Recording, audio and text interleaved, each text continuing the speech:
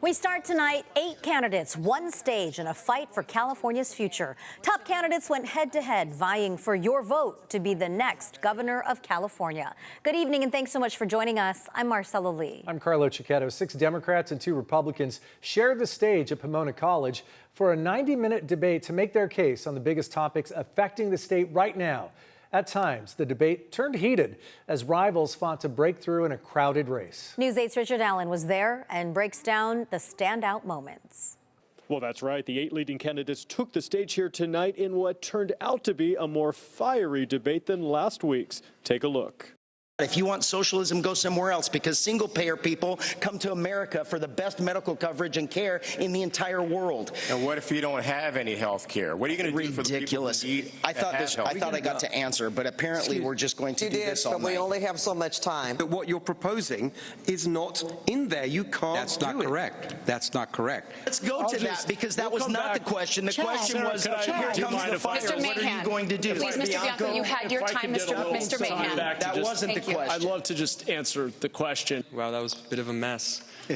But beyond the mess, some answers tonight from the candidates on the most pressing issues, including affordability, especially when it comes to housing. The solution here is not a silver bullet. It's what I call silver buckshot. We need to work to shorten and reduce the cost of permitting. We need to redo zoning. We need to have first-time buyer assistance, $25 billion initiative at no cost to the taxpayer that will help them get into their first house. As governor, the first thing I'll do is provide down payment assistance grants to those who want to own a home.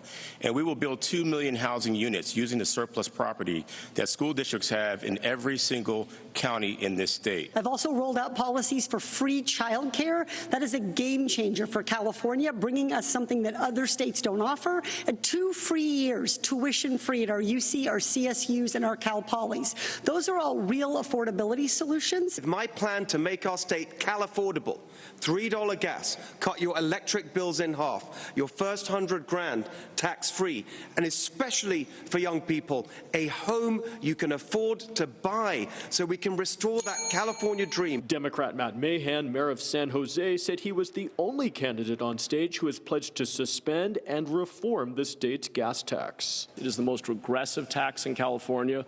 Working people, rural people are spending 3 times as much maintaining our roads as wealthier EV owners. We need to change that. Democrat Javier Becerra, the state's former attorney general, floated the idea of freezing home insurance rates, despite pushback from the moderator that he wouldn't have the authority. The governor can declare a state of emergency, and that's what I would do. This affordability crisis is hitting every family, and we have to act as if this were a break glass moment.